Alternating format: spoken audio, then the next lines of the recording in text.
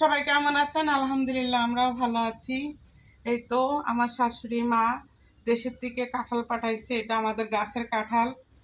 তবে কাঁঠালগুলি খুবই কোষ, এত মিষ্টি হয় আর এত ভালো হয়, মানে কি বলবো, গাছের বলার কাঁঠাল কোনো বলে শেষ নেই। কথা। গাছের কাঁঠাল বলে কথা। আর অনেক সুন্দর হয়, আর অনেক কিছুই পাঠাইছে। এই গাছটা কি তুমি লাগাইছিলা তোমার জায়গাতে? তোমার গাছের কাঁঠাল দেখো, হ্যাঁ, দাদির গাছের।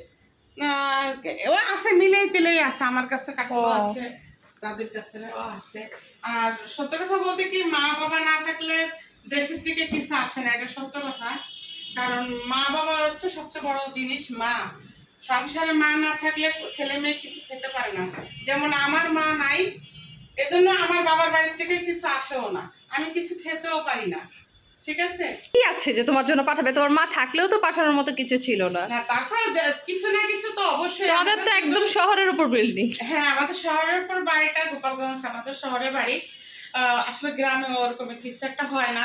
তারপরে মায়ের ছোঁয়া, মায়ের হাতের জিনিস, মা হয়তো থাকলে ওই জিনিসটা ফিল করতাম যে মায়ের জিনিসটা পাঠাইছে।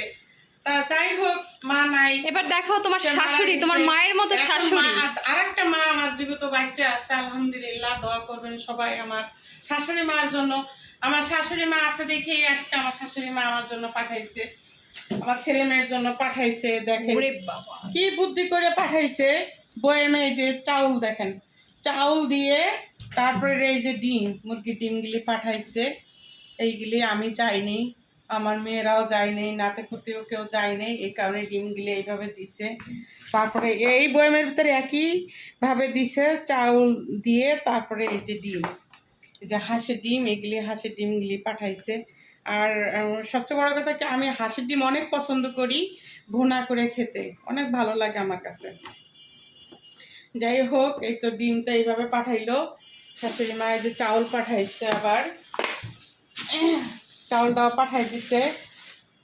কাঁঠালে বিচি পছন্দ করি আমি অনেক, তাই কাঁঠালের বিচিগুলি আবার দেখেন শুকায়া সুন্দর করে বিচিগুলোও পাঠাই দিছে আমার জন্য।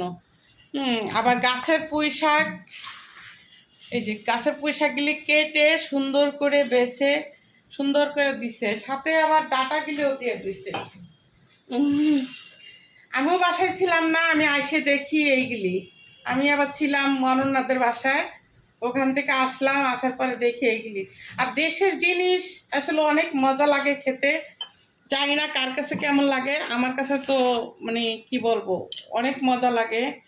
আর এত কিছু তো আসলে আনাও যায় না, এই জন্য গাছের কলা নিয়ে আসছে, কিন্তু কলাগুলি একটু কম আনছে আর কি। যাই হোক, আর সবচেয়ে বড় কথা কি, ডিম, চাউল, কাঁঠালের বিচি, শাক, এটা হয়তো বা অনেকের কাছে সামান্য হতে পারে, অনেকের কাছে এটা মনে হতে পারে এটা দেখানোর কি আছে, কি এটা একটা ডিম, আমরা কি কখনো ডিম দেখি নেই?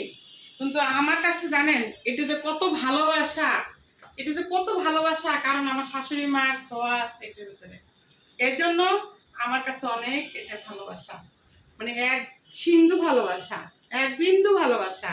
অনেক দোয়া করি হাজার বছর আমার শাশুড়ি মা বেঁচে থাকুক, আমাদের জন্য যেন এইভাবে সুন্দর সুন্দর জিনিস পাঠায় দেয়, আমরা যেন খেতে পারি। আপনারাও আমার শাশুড়ি মার জন্য দোয়া করবেন। হ্যাঁ, কারণ আজকে শাশুড়ি মা আছে দেখেই এই জিনিসগুলি দেখতে পারলাম, নাহলে দেখতে কিন্তু পারতাম না। তো সবাই ভালো থাকেন, সুস্থ থাকেন, আল্লাহ হাফেজ।